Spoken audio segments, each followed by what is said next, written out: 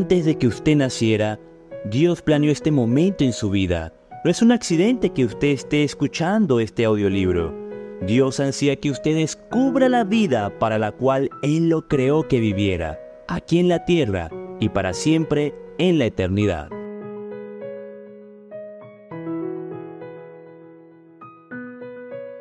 Día número 23. ¿Cómo crecemos? Propósito número 3. Usted fue creado para ser como Cristo. En Efesios 4:15 dice: Dios quiere que crezcamos en semejanza a Cristo en todo. Y es que Dios quiere que usted crezca. La meta de su Padre Celestial es que madure y que desarrolle las características de Jesucristo. Desdichadamente, millones de cristianos envejecen pero nunca crecen. En Efesios 4:14 dice: no estamos supuestos a permanecer como niños. Muchos están atascados en una perpetua infancia espiritual, permaneciendo en pañales y en ropa infantil. La razón es porque nunca se propusieron a crecer. El crecimiento espiritual no es automático, requiere un compromiso deliberado. Tiene que querer crecer, decidir crecer, hacer el esfuerzo de crecer y persistir en crecer. El discipulado, el proceso de hacerse semejante a Cristo, siempre empieza con una decisión. Jesús nos llama y nosotros respondemos. Ven y sé mi discípulo, Jesús le dijo. Y entonces Mateo se levantó y lo siguió. Ahí está, Jesús nos llama y nosotros respondemos.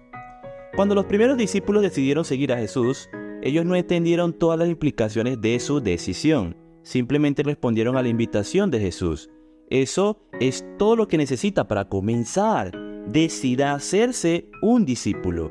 No hay nada que moldeará su vida más que los compromisos que haga. Sus compromisos pueden desarrollarlo o destruirlo, pero de la manera que sea lo definirán.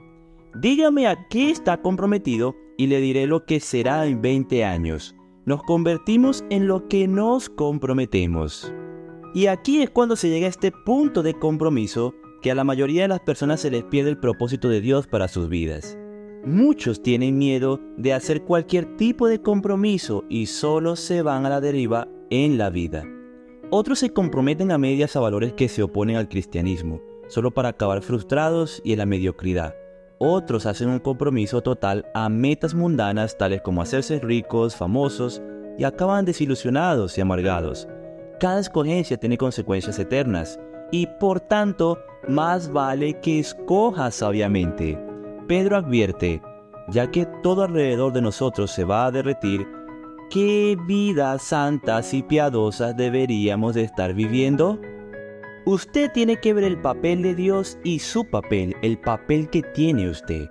La semejanza a Cristo es el resultado de tomar decisiones compatibles con Cristo y de depender de su Espíritu para que le ayude a realizar esas decisiones. Una vez que decide tomar en serio hacerse semejante a Cristo, tiene que empezar a actuar en nuevas maneras. Necesitará abandonar unas cuantas rutinas viejas, desarrollar unos cuantos hábitos nuevos y cambiar intencionalmente su modo de pensar. Puede tener la seguridad de que el Espíritu Santo le ayudará en esto con estos cambios. La Biblia dice: continúen trabajando en la salvación de ustedes con temor y temblor, porque Dios es el que produce dentro de ustedes tanto el querer como el actuar de acuerdo a su buen propósito. Este versículo nos muestra las dos partes del crecimiento espiritual: trabajando y produce dentro. El trabajando es su responsabilidad y el produce dentro es el papel de Dios. El crecimiento espiritual es un esfuerzo colaborativo entre usted y el Espíritu Santo. El Espíritu Santo trabaja con nosotros, no solo en nosotros. Cuando nos hacemos hijos de Dios y cuando nos hacemos discípulos de Cristo, ya obtenemos la salvación, pero toca desarrollarnos. El versículo anterior, escrito a creyentes, ya a hijos de Dios, aunque no era acerca de cómo obtener la salvación, era de cómo crecer. No dice trabajen por su salvación, porque ya ellos formaban parte de la salvación. Y es que cuando usted levanta pesas, está trabajando su cuerpo y lo hace para desarrollar su cuerpo, no para obtener un cuerpo. Y así esto funciona de la misma manera. Cuando arma un rompecabezas, lo está trabajando y aunque ya tiene todas las piezas, su meta es solo ponerlas todas juntas. El agricultor trabaja la tierra, no para obtener la tierra, sino para desarrollar la que ya tiene. Así, Dios le ha dado una nueva vida cuando usted llega a ser su hijo, cuando usted llega a ser su discípulo. Y ciertamente, ahora usted es responsable de desarrollarla con temor y con temblor, como dice la Biblia. Esto significa que tiene que tomar su crecimiento espiritual en serio. Cuando las personas adoptan una actitud casual hacia su crecimiento espiritual, demuestran entonces que no entienden las implicaciones eternas. Por eso, para cambiar su vida, tiene que cambiar su manera de pensar. Detrás de todo lo que hace hay un pensamiento. Cada comportamiento es motivado por una creencia y cada acción es impulsada por una actitud. Dios reveló esto miles de años antes que los psicólogos lo entendieran. Ten cuidado como piensas. Tu vida es moldeada por tus pensamientos. Imagínese que está manejando un bote de carreras en un lago con el autopiloto programado a que vaya hacia el este. Si decide dar vuelta e irse hacia el oeste, hay dos maneras posibles de cambiar la dirección del bote. Una es que agarre el timón y que físicamente lo force a que se dirija a la dirección opuesta a donde el autopiloto está programado a ir. Por medio de la pura fuerza de voluntad podría dominar el autopiloto, pero sentiría resistencia. Sus brazos eventualmente se cansarían de estar tensos, soltaría el timón y el bote comenzaría instantáneamente a dirigirse de nuevo hacia el este, tal y como fue originalmente programado. Y esto es lo que pasa cuando trata de cambiar su vida a fuerza de voluntad. Usted dice, voy a forzarme a comer menos, a hacer más ejercicios, a dejar de ser desorganizado e impuntual. Sí, la fuerza de voluntad puede producir un cambio a corto plazo, pero esto crea constante tensión interna porque no ha confrontado la raíz de la causa. El cambio no se siente natural y entonces eventualmente se da por vencido. Deja su dieta, deja de hacer ejercicios y rápidamente se regresa a sus viejos hábitos. Hay una mejor manera y más fácil para hacer esto. Cambie su autopiloto. Debe cambiar ese piloto automático.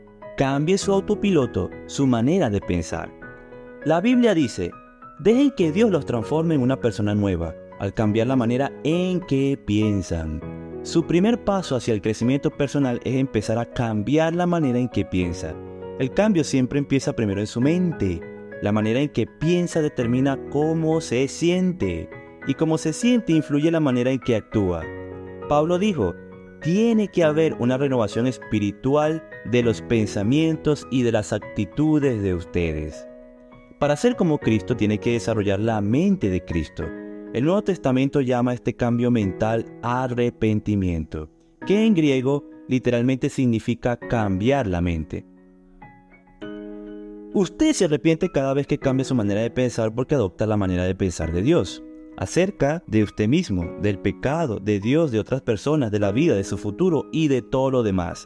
Hace suyas la mentalidad y la perspectiva de Cristo. Se nos manda a que pensemos de la misma manera que Cristo Jesús pensó. Hay dos partes para hacer esto. La primera parte de este cambio mental es dejar pensamientos inmaduros, los cuales son egoístas y buscan solo nuestro propio provecho. La Biblia dice, dejen de pensar como niños. En cuanto al mal, sean como niños, pero en su pensar sean adultos. Los niños son por naturaleza completamente egoístas, piensan solo en ellos mismos y en sus necesidades. Son incapaces de dar, solo pueden recibir. Esta es una manera de pensar inmadura. Desgraciadamente, muchas personas nunca crecen más allá de esta manera de pensar. La Biblia dice que el modo de pensar egoísta es la fuente del comportamiento pecaminoso. La Biblia dice, los que viven para su carne pecaminosa solo piensan en las cosas que su carne pecaminosa quiere. La segunda parte para pensar como Jesús es empezar a pensar con madurez, lo cual es concentrarse en otros, no en usted mismo.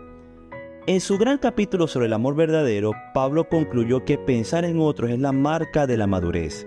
Cuando era niño, hablaba como niño, pensaba como niño, razonaba como niño. Cuando me hice adulto, dejé atrás las cosas de niños. En la actualidad, muchos asumen que la madurez espiritual se mide por la cantidad que se sabe de información bíblica y de doctrina. Aunque el conocimiento es una medida, no lo dice todo.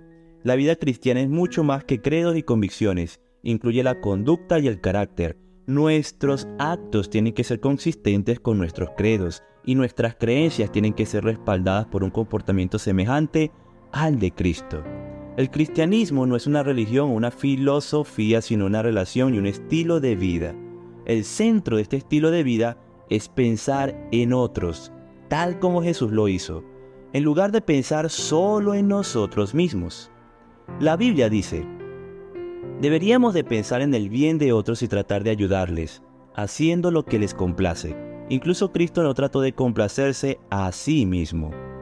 Pensar en otros es el corazón de lo que significa ser semejante a Cristo y la mejor evidencia del crecimiento espiritual. Esta manera de pensar no es natural, es contracultural, es rara y es difícil. Dichosamente tenemos ayuda. Dios nos ha dado su espíritu. Por eso es que no pensamos de la misma manera que la gente de este mundo piensa, dice la Biblia. En los siguientes capítulos veremos las herramientas que el Espíritu Santo usa para ayudarnos a crecer. Y la pregunta para considerar el día de hoy es: ¿en qué área de mi vida necesito dejar de pensar a mi manera y empezar a pensar como Dios piensa?